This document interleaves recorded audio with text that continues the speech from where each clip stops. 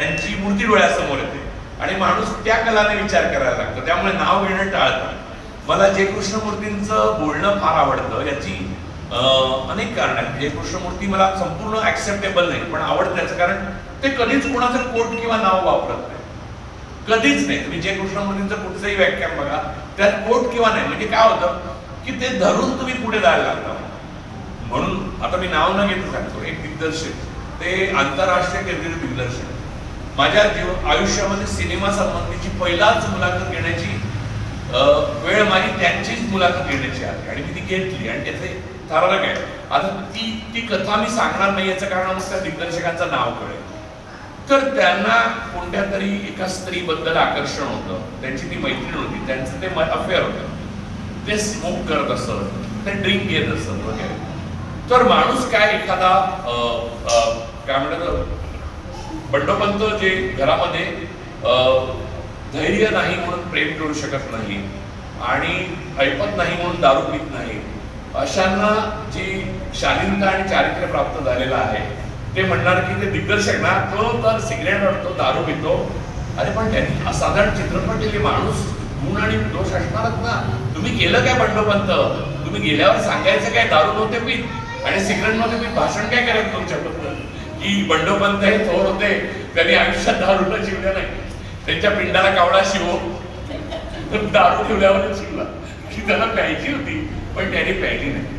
आता मुद्दा असा, त्यामुळे सर्व बादशाह जे होते, मुघल होते, ब्रिटिश होते, यांच्यामध्ये खूप चांगले गुण पण होते, वाईट गुण पण होते. गुलाम आहे ना, गुलाम, ते त्यांनी आपल्याला केलं नाही. मुघलांचे आपण गुलाम नव्हतो. मुघल हे इथलेच शासक, हे लक्षात घ्या. हिंदूंनी मुसलमानावर राज्य केलं. आज जोरान ममदानी न्यूयॉर्कचा मेयर झालेला आहे, तिथे मुस्लिम लोकसंख्या 1% आहे. म्हणजे आता न्यूयॉर्क गुलाम झालं का? काय म्हणजे आता एक शब्द आहे पण मी तो वापरत नाही, तो असभ्य शब्द मानतोय. काय टिंब टिंब टिंब टिंब, हा टिंबटिंबपणा आहे. कळलं ना? म्हणजे पूर्वी प्रेम दाखवण्याकरता हिंदी चित्रपटात 2 फुलं एकामेकावर आपटलेली दाखवायची. तो काळ बघितलाय ज्या लोकांनी, त्या लोकांना आता इथे एक चुंबन घेत असताना मुलं मुली बघताना आमच्या वेळी असं नव्हतं. अरे तुमच्या वेळी पण असं होतं, फक्त ते तिथे नव्हतं, नाहीतर 140 कोटी कुठून आलं. दूरदर्शनवर नव्हतं तसं. तर मुद्दा असा आहे की या प्रकारचं जे आपलं लिगसी, आपला विचार करण्याची पद्धत, आपण कोणाला शत्रू मानतो, आपण कशाला शत्रू मानतो, आपले शत्रू आपणच आहोत, आपल्या आतमध्येच सगळं तयार होतंय, उगाच बाहेर कशाला काढतोय. आपला कित्येकदा राग किंवा आपली शुद्ध बुद्धी नष्ट होणे ह्याला आपणच कारणीभूत असतो. आपल्याला कोणीही खड्ड्यात ढकलत नाही. 90% वेळेला आपल्याला आपणच फसवतो. माझे पैसे बुडले त्याच्याकडे, अरे तू गेला होता त्याच्याकडे, तो नव्हता आला. कुठच्या तरी एका स्कीम मध्ये पैसे बुडतात लोकांचे. लोक रागाने लालेलाल होऊन रांगा लावतात आणि शिव्या घालतात त्या माणसाला. अरे तो माणूस का तुझ्या घरी येऊन पैसे घेऊन गेला, तू जाऊन डबल व्याज मिळणार म्हणून त्याला देऊन आलाच पैसा. तू त्यावेळेला विचार केला नाही की असं डबल व्याज असूच शकत नाही. जिथे इथे मरोपर्यंत बँका देऊ शकत नाहीत तुम्हाला व्याज 7% सुद्धा, तिथे तो कुठे डबल व्याज देणार आहे? तेव्हा हा विचार नाही तुमच्या मनात कधी. असं माणसं सातत्यपूर्ण वागत राहतात. मला एकदा शरद जोशी आहेत, जे शेतकरी आहेत, जे होते शेतकरी संघटनेचे अध्यक्ष, ते त्यांच्या अंगारमळ्यावर आणि मी ना कोणाचे विचार पटले म्हणून त्यांच्यावर मैत्री केली आणि कोणाचे विचार पटले नाही म्हणून मैत्री केली असं काही नाही. मी कोणाकडेही भेटलेलो आहे. याचं कारण त्याचे विचार पटले नाहीत तरी त्याचे काहीतरी असेल की जे पटत असेल कोणाला तरी ना. म्हणजे मला नेहमीच असं वाटतं की कोणताही माणूस पूर्णतः निरुपयोगी नसतो, तो आपल्याला बनवतो निरुपयोगी.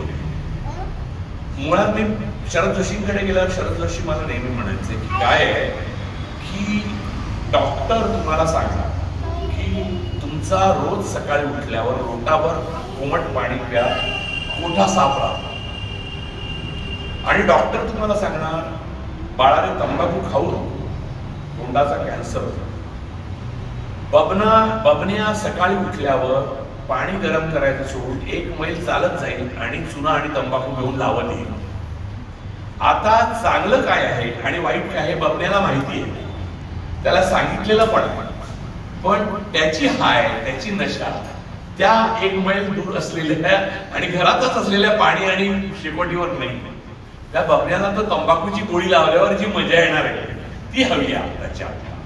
त्यामुळे मी आत्ताच्या आत्ता या देशातल्या काय म्हणतात हिंसाचाराला प्रोत्साहन दिल्यावर जे मला कॅथार्सिस होतं, जो राग माझ्या मनात आहे, तो माझ्या मनात राग कोणाबद्दल आहे, कोणत्याही जाती धर्माबद्दल नाही, माझ्या स्वतःच्या अपयशी आयुष्याचा राग आहे, तो मी इतरांवर काढतोय. बरं, मी अपयशी का आहे?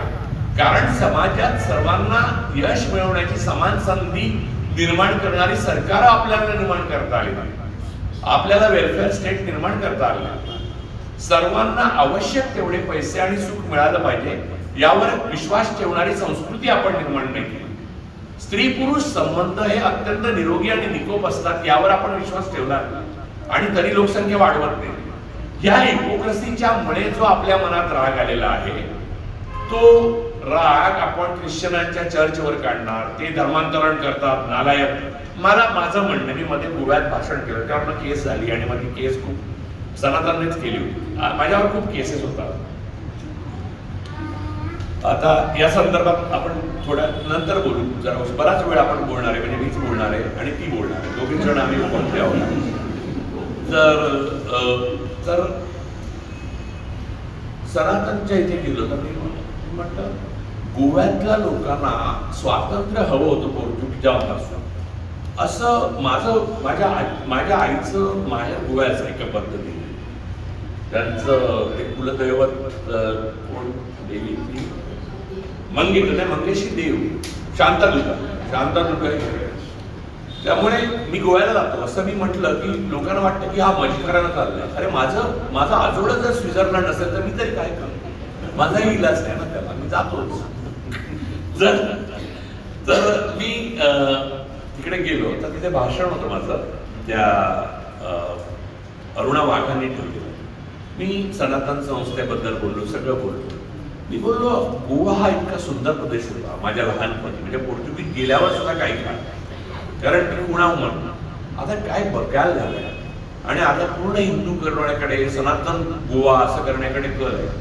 मी म्हटलं मी आनंदी असेल आणि ख्रिश्चन असेल तर काय प्रॉब्लेम आहे तुम्हाला? मुळामध्ये माझा पोर्तुगीजांवर जो आक्षेप घेतला गेला होता त्याच्याबद्दल आक्षेप आहे आणि मी ते बोललो, त्याच्यावर खूप लपडी झाली.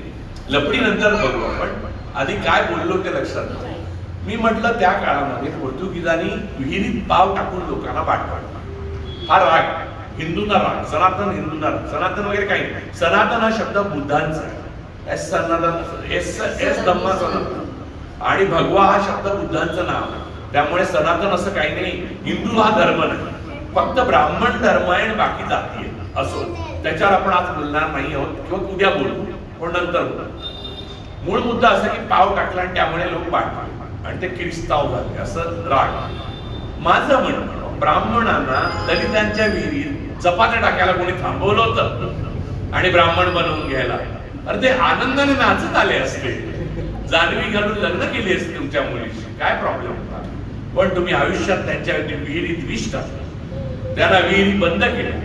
तुम्ही गाईचं मूत प्यालात आणि आपल्याच भावंडांना प्यायचं पाणी बंद केलं. हे तुमचा धर्म. आणि दुसऱ्या धर्माने पाव टाकून पाठवलं, चांगलं आहे यार, पाव पण मिळाला आणि पाणी पण मिळालं आणि धर्म पण मिळाला आणि पोर्तुगीजचा पासपोर्ट पण मिळाला. वा, इतकं सुंदर जर गुण देत असेल तर माझ्या विहिरीत टाका आता पाव, असं मी पोर्तुगालच्या पंतप्रधानांना पत्र लिहिणार. माझी विहीर मोकळी आहे गावातली, अजून पाव का नाही टाकला? तर मला गोव्यामध्ये ना माझ्यातला आळस जो आहे तो गोव्याकडनं आलेला. हा सुशेगात म्हणतात, दुपारी मासे आणि भात खाल्ला की झोप. पुलांनी त्याच्यावर सगळं लिहिलेलं आहे, त्यामुळे मी आता काय बोलावं असं नाही. मग एक पान लावलं वगैरे आणि झोपला, मग संध्याकाळी गाण्याची मैत्री, ते सगळं आलेलं आहे. माझ्यातला जो बंडखोर आहे ते वेगळ्या कारणाने. आता माहित नाही, जेनेटिक काहीतरी गडबड झाली माझी, पूर्ण गोव्याचं झालं असतं तर बरं झालं असतं असं मला आजही वाटतं, म्हणजे आनंदात. पण आज तुम्ही बोलावं नाही नसतं मग मला. आता पण मी गोव्यात झोपलेला असतो, तो जेवत असतो, माशांची वाट बघत असतो, वास आला असता माशाच्या. तर मूळ पोई म्हणतात, ते पावाला पोई असते, पोई. तुम्ही नाही ते नाही, पुण्यात नाही कळणार.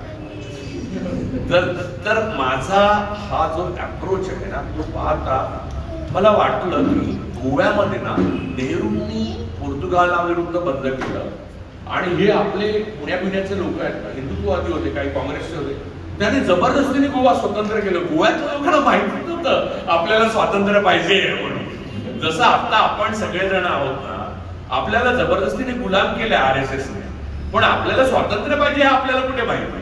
कोण लढतंय स्वातंत्र्यासाठी? तुम्हाला जबरदस्तीने गुलाम केलं जाऊ शकतं.